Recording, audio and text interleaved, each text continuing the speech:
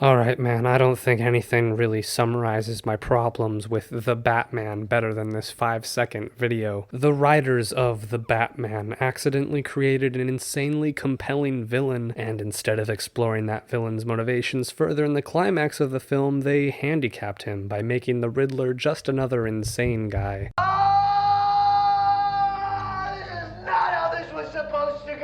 Let's elaborate on this sentiment. Part 1. How did we get here and where exactly are we going? Now, it's the same problem I had with Joker, the same problem I had with Black Panther. In fact, a lot of hero movies have this problem. But before we dissect the issues with these films and their villains, I want to discuss the times we are living in. In case you haven't noticed, we are living in a time of severe economic inequality. You may have seen the report stating our current economic divide is even greater than that of the French Revolution, and a lot of young people are leaning towards violence now. Driver says that the person in charge of the mail has complained to Sir Topham Hatt about the delay last night. Why don't we just kill these fucking people?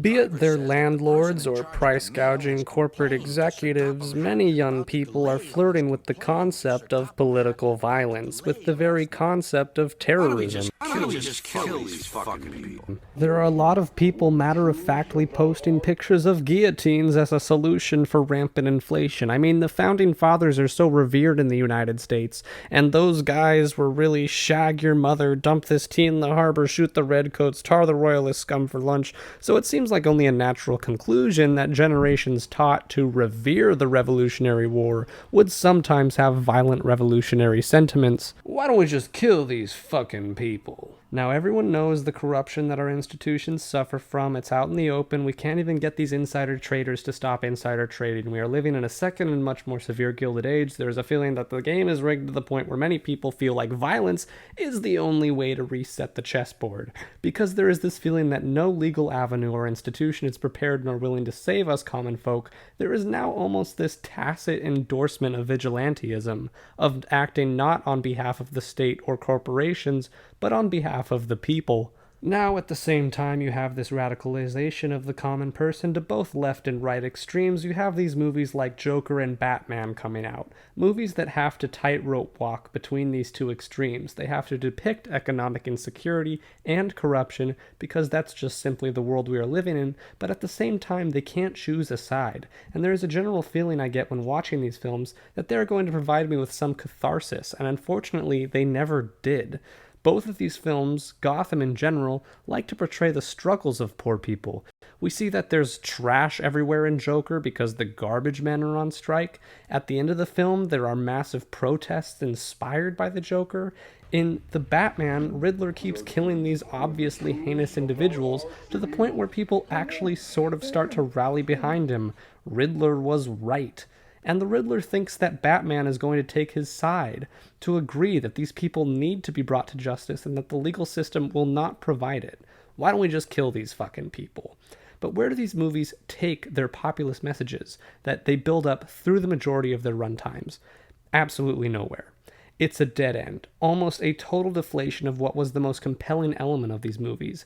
And there's something very telling about that. The fact that they don't really provide catharsis, but in fact quite the opposite.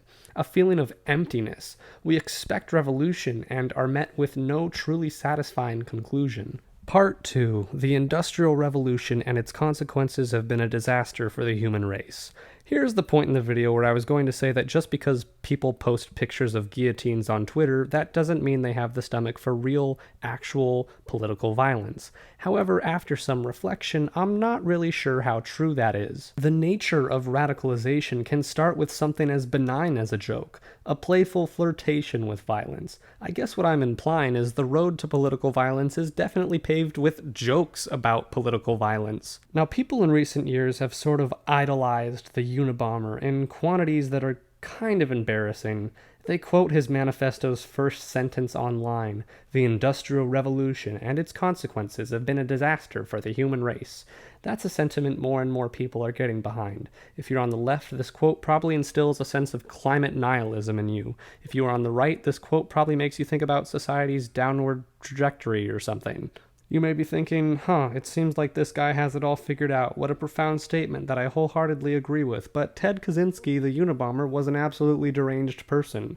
He was incredibly racist and didn't go after just corrupt politicians. This guy murdered school professors, dude. He was a psychotic freak, and anyone who reads into him more than that should be locked away in Arkham Asylum. The Riddler in 2022's Batman attacks politicians and important figures, and he is modeled after the Unabomber Ted Kaczynski. The point here is that you're meant to sympathize with the Riddler's cause in the beginning, meant to enjoy what he's doing, but this comes with the inevitable realization that he's a total nutcase. Adjacent to our society's endorsement of vigilantism, just a few weeks ago, Nancy Pelosi's husband was attacked by some dude with a hammer, and while most people admit that the attack is heinous, there is this very chilling silence coming from the political extremes. Of course, the insanely corrupt quote-unquote centrists are very upset that Pelosi's husband was attacked with a hammer, but there seems to be a sentiment, as subtle as the wind, that of course somebody attacked Pelosi's husband. It feels like people are less shocked that it happened and more shocked that it took this long to happen. I'm not going to say Paul Pelosi had it coming, but there are definitely people out there, a large portion in fact, who do feel that way.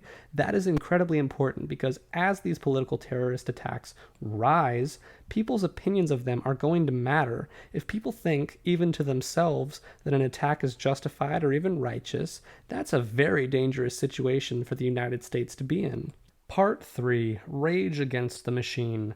Let's talk about Batman himself in this movie. The Riddler initially sees a friend in Batman, not an adversary. Conversely, the Riddler tries to blow up Bruce Wayne because Bruce Wayne's dad wronged him. It is in this attack on Bruce that we see the hole starting to be poked in the Riddler's ideology. Bruce may be a symptom of the system, but he is not the cause of it. The Riddler's attack isn't based on political motivations, but rather the Riddler's own personal vendetta against Bruce's dad. The cherry on top of this attack is that it actually is Alfred who opens the bomb, not Bruce. This is another big deal and parallels real-world bombings, and it shows that, like the Unabomber, the Riddler doesn't care about hurting innocents. His quest is righteous no matter how many people he has to step on to enact it. But this opens up the question, though, if the Riddler is attacking political figures in an attempt to enact systemic change, what the hell is the Batman doing? Beating up petty thugs in a leather suit? These aren't just my opinions, this is how the movie chose to portray these characters. Riddler is a violent revolutionary, and Batman isn't doing much besides trying to stop this revolution. Batman doesn't offer anything besides preservation of the system. He is offering no ideology of his own besides the maintenance of a broken and rotten system. Part 4, the synthesis. So as I've talked more about it, I don't see the lack of payoff to these populist elements in these movies as such a bad thing, and instead have attributed my own meaning to them. The key question is, was the Batman and the Joker, or movies like them, not paying off their populist and revolutionary elements a purposeful decision, or were they just unequipped to do so, unequipped to end these elements in a cathartic way? I am leaning towards it being a purposeful decision. The easy analysis is to say yes, Riddler was making sense up until the point the writers decided he wasn't going to anymore. But I don't think that's the case. Rather, I think this whole thing can be read as a critique on revolutions. For as much as people idealize the French Revolution, it was a nightmare to live through, a bloody, violent social upheaval that saw the most charismatic in society rise to the top. But you don't control a revolution like that, and they don't have happy endings. Thousands of innocent people were killed in witch hunts that had no basis in reality whatsoever. The dissolution of institutions in their entirety, with no replacement, no matter how it's done, creates complete anarchy and chaos. Neighbor turned on neighbor, freaks and lunatics were holding high offices, Robespierre thought he was a god. In a violent revolution, people start to idolize folks who have no business being idolized, like Robespierre, like Ted Kaczynski, like the Joker, and like the Riddler. People are led by anger, not by sense. I don't think the message of these movies is to say that all revolutionary thinkers and leaders are just Jokers and Riddlers waiting for the right moment to go crazy. I think it is saying saying that the worst in society can easily rise to power during a violent revolution with no system in place to stand against them or check their power. When people are desperate for a leader, they will turn to some pretty dark places. So that feeling of emptiness and deflation I got at the end of both the Batman and the Joker, the feeling that their main conflicts weren't resolved, I guess that was kind of the point. Now, hold on a minute here. That Riddler plan to flood Gotham still came completely out of nowhere and had nothing to do with his earlier mission of killing corrupt actors. Surely I must have missed something, right? Well, no, I don't think I have. The Riddler maybe had some good points here and there, but that doesn't change the fact that he was never a clear-headed or rational person at any point in this film. And that's my thesis. The fact that people think this dude who was graphically feeding people to rats had any business being the head of a revolution is an indictment on the times we are living in. That's the point it makes against a violent revolution. Just because this incredibly violent guy has some good arguments doesn't mean you should trust him to enact violence on your behalf, because you don't ultimately know what his end goals are. Yeah, if you trust the dude who feeds people to rats, he just might as well flood the city tomorrow. There's no accountable institution holding him back. All this is to say, revolutions are the absolute last resort. Nobody wants it and nobody should want it. It is the bad ending and the worst possible thing that could happen. Just like these movies' populist messages left me hollow and unsatisfied, so too do violent revolutions leave a society hollow and unsatisfied. A billionaire isn't going to fix the system with his nonsensical bat solution. Rather, the system and those in charge need to recognize the precarious situation they find themselves in, to recognize that they are to serve the people and not their own self-interests, or they risk danger to themselves and the very system they preside over.